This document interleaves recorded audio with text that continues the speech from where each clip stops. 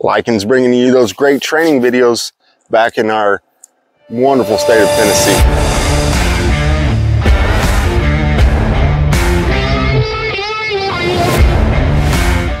Hey friends, welcome back. So I know nowadays everybody's busy. It's really hard to find that time to do the training that you want to get done. However, even though we're under time constraint, that doesn't mean that we don't have things that we could do to expedite our skill. So I'm about to give you 6 drills. 6 drills are going to help with your training under time constraint. And now keep in mind, you can do these all together as in one full workout, or you can break them up and you can do them throughout the day. If you get it done earlier, you're going to feel really, it's almost like making your bed. You got that first task accomplished, but just because you did it first thing in the morning doesn't mean that you can't go back and do it again later on.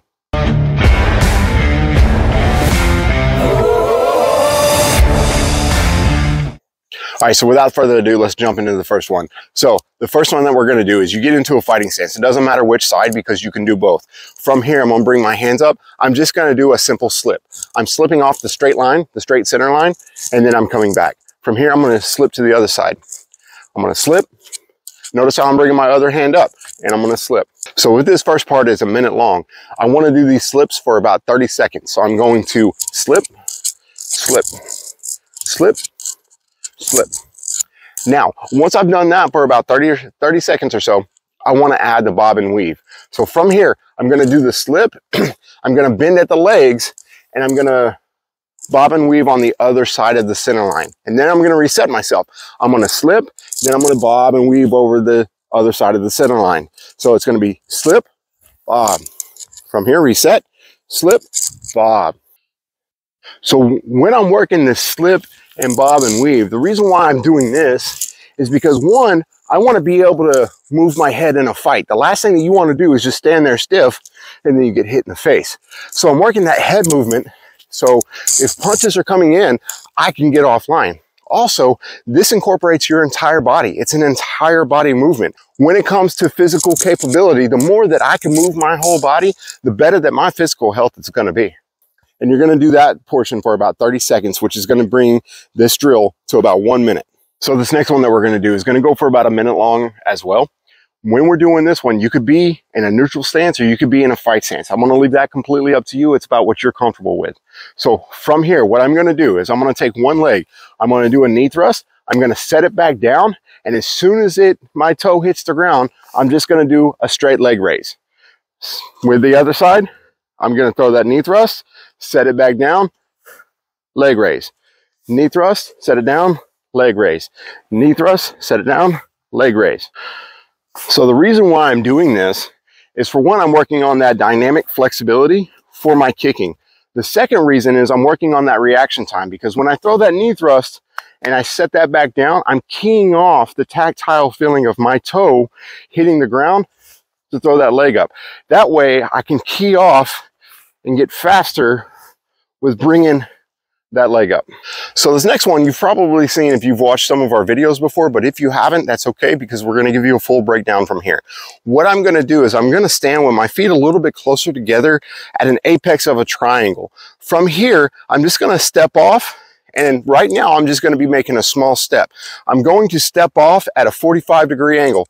When I do that, as soon as this foot hits the ground, I'm going to throw that horizontal elbow. From here, I'm going to step back to the apex of the triangle.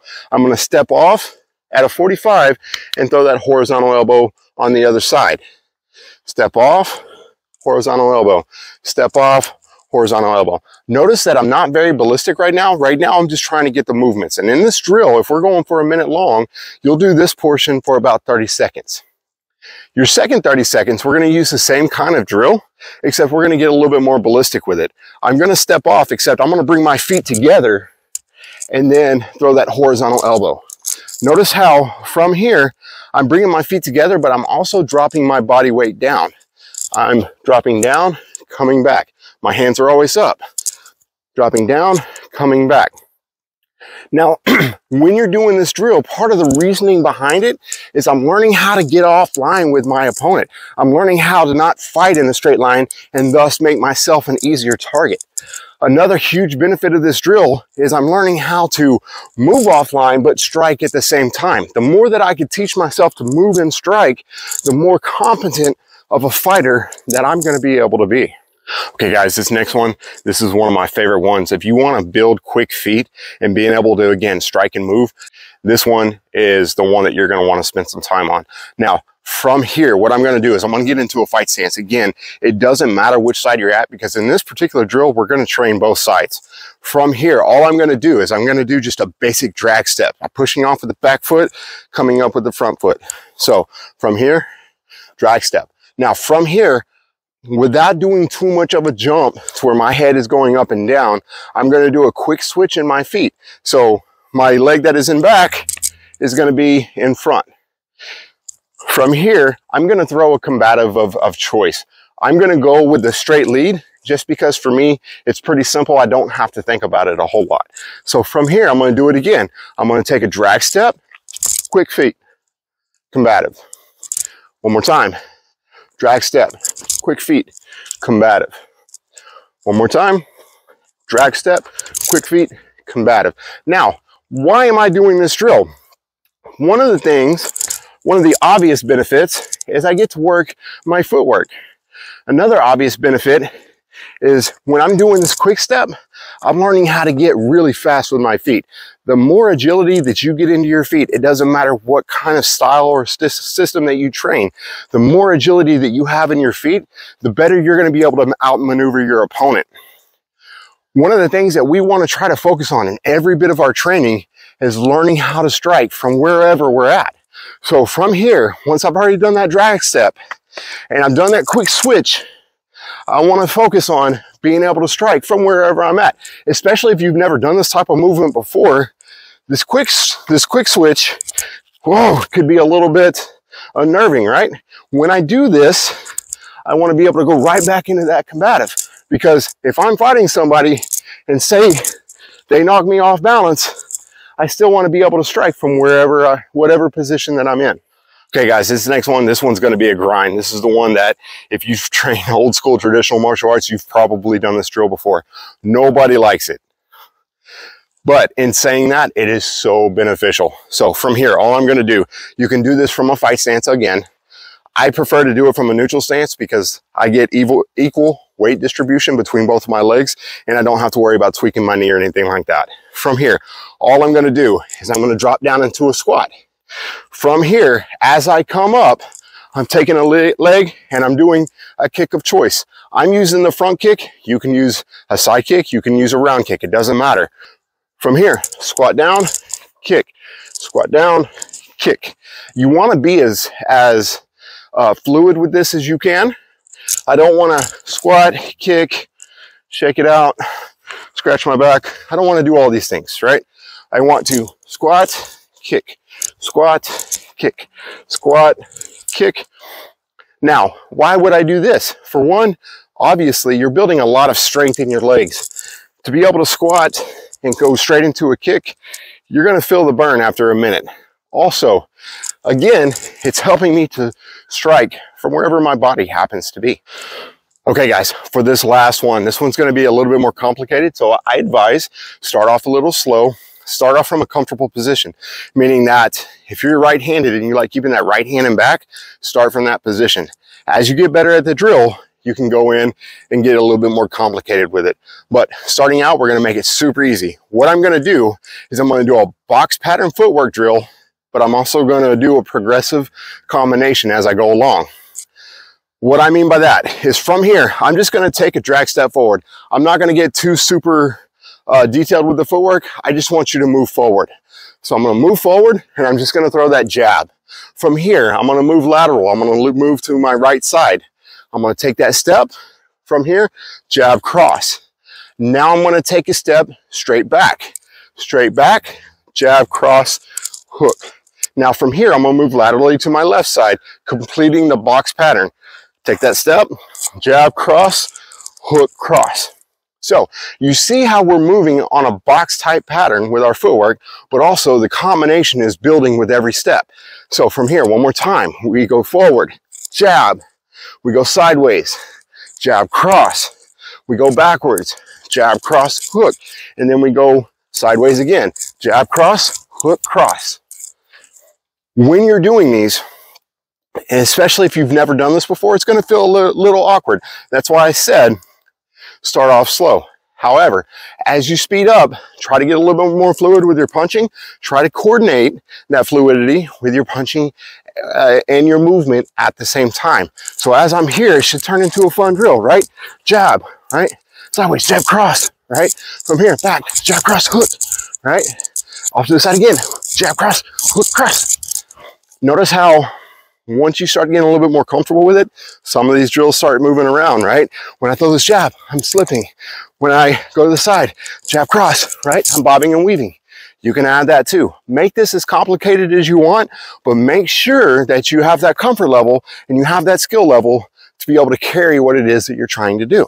So with this particular drill, you can do it for a minute, but since there's so many moving parts, you may want to split it up differently. So what I like to do is I'll go 5 sides one way, so 5 one way, and then I'll go 5 the other way. Thus, I'm doing 10 boxes in all, and that way I know I'm getting equal amount of work.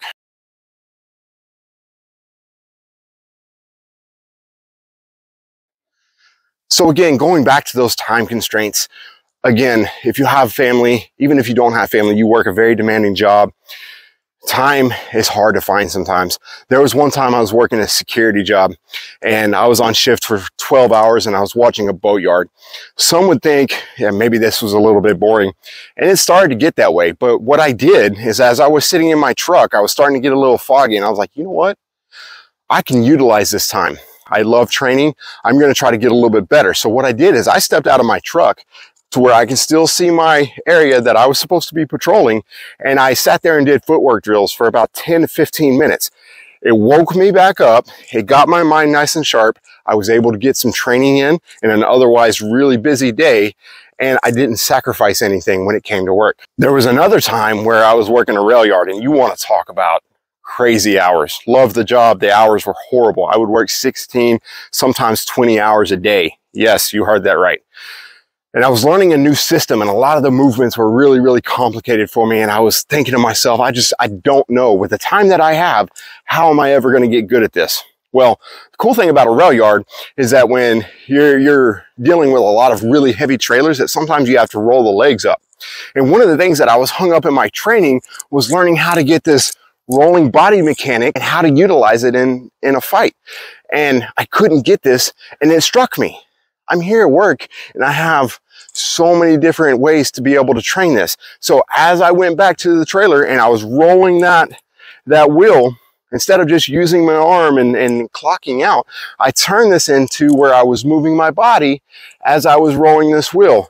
And within a week of doing this, I had this mechanic down pat, and my instructor was very impressed. I was in Spain and I was training with a guy who I have a lot of respect for. I was talking to him about the time constraints that I had, and he said, you know what?